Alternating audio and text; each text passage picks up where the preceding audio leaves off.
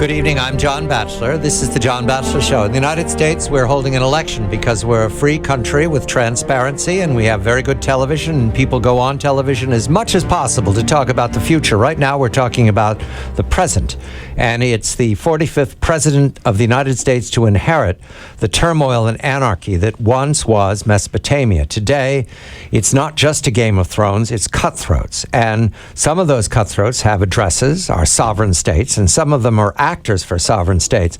Tonight we begin in Syria, the Syrian civil war. Malcolm Hoenlein of the Conference of Presidents of Major American Jewish Organizations is here.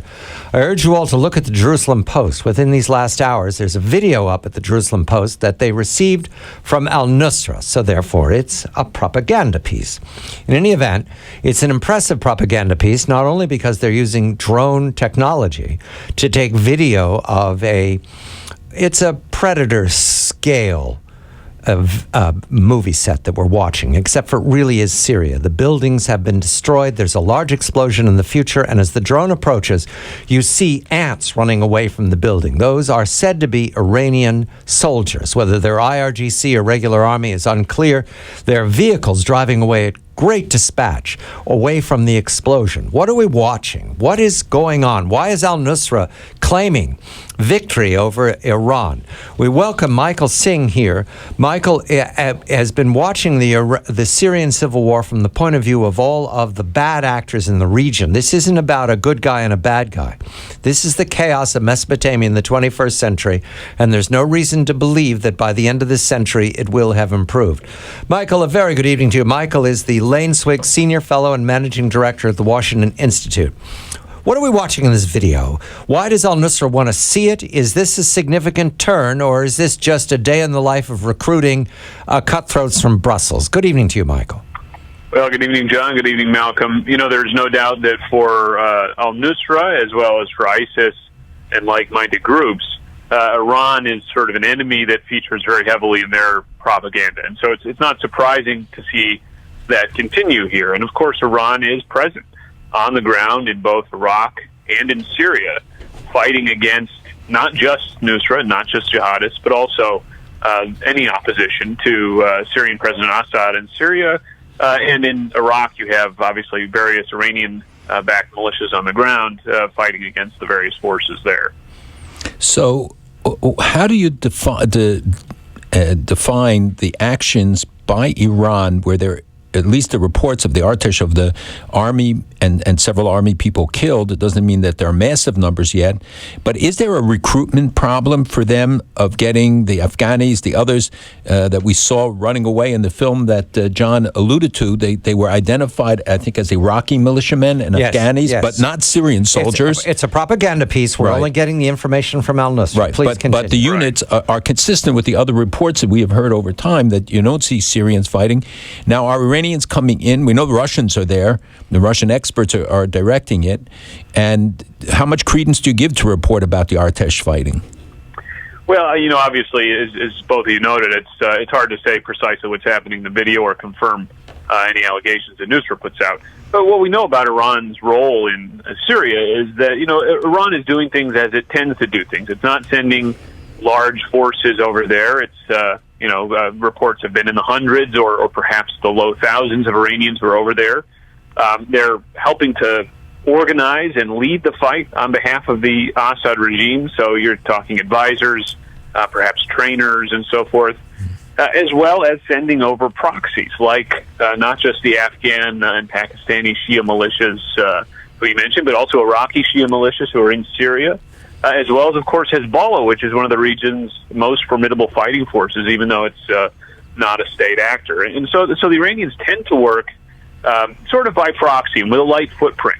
The presence of the so-called Artesh forces, and those are the sort of regular ground forces of Iran, is, again, it's something that I don't think we should read too much into in terms of a deviation from Iran's strategy. It's possible that what you have are just elements of the ground forces, maybe special forces, maybe advisors, rather than, say, whole units, fighting formations and so forth. Do you think any of this is necessitated by the Russian, quote, withdrawal, non-withdrawal?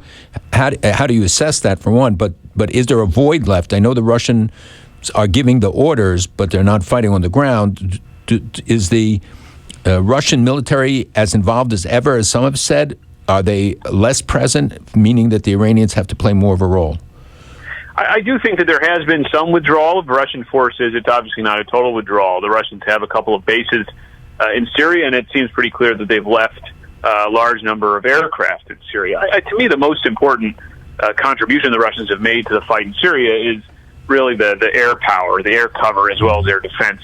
The Russian presence in Syria not only has really obviously complicated any idea of a Western intervention, which may be one of the most important strategic gains for President Assad and the Iranians, but it's given that air cover to the ground forces, which are supplied by the Assad regime, by Iran, by those proxies, and so forth. So in a sense, the Russians have done what many people have pushed President Obama to do, which is, let's work with local ground forces by providing air cover, and in that sort of way of that combined way, perhaps have an effective military force. That's really what Russia's done. A couple of weeks ago, there were bands playing about the recapture of Palmyra. Mm-hmm. There was much attention to assessing the damage by ISIS. At that time, Mike, I was told that the Syrian army, the morale was on the upswing. I was also told that the Russians and the Syrians were looking at driving onto the Euphrates River Valley. Was that just so much big talk after winning a big game? Do we have a report about the morale in the Syrian army? It's hard to judge what the morale of the Syrian army is, just because obviously it's not something to which we're particularly close. Certainly not. It's certainly hard to get reports or even news reports from there. We've seen previous reports that suggest the opposite. That suggests, in fact, in Assad's sort of heartland, there was reluctance to send young men off to fight in this war because it was such a brutal war. Still is such a brutal war. There's no doubt that victory tends to boost morale, and so perhaps there was a surge there. But obviously, that's just related to a battle, not to the war necessarily. What Russia and Syria now intend to do, they did talk about moving on now to Deir el-Zor and maybe even moving on to Raqqa, which would be a major coup. And I think that it would, in a sense, really strengthen President Assad's hold on power. That said, it would, I think, also be militarily difficult, perhaps, because Assad's forces, in addition to whatever their lack of capability might be, have never had that capability to fight in lots of places at once. They tend to get stretched thin. So I think there is a good strategic reason for them to do that, but they may have a capabilities gap. What is your assessment of the reports of the delivery, non-delivery agreement, non-agreement, and now initial delivery, apparently, of the S-300 by Russia?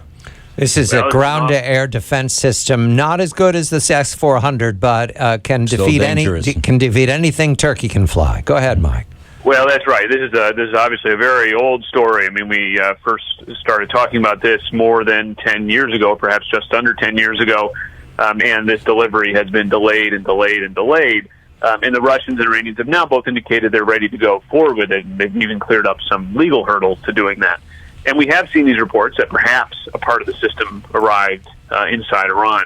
It certainly, is an advanced capability, but you're right when you mention that perhaps this isn't the cutting-edge unit. Again, according to reports, who knows if they're accurate? It's not up-to-date stuff. It's in fact maybe 1990s technology, rather than what the Russians themselves are fielding these days. And so, yes, I mean, anytime you see a sort of new, sophisticated capability enter Iran, there's going to be a lot of concern from the Israelis, from the Gulf states, and from the United States. But if it's not the most advanced capability, certainly that will be a mitigating factor. Final question, Mike, just a minute here. There was a report that Nusra was launching a counteroffensive in Aleppo province. Is that confirmed, and is it significant?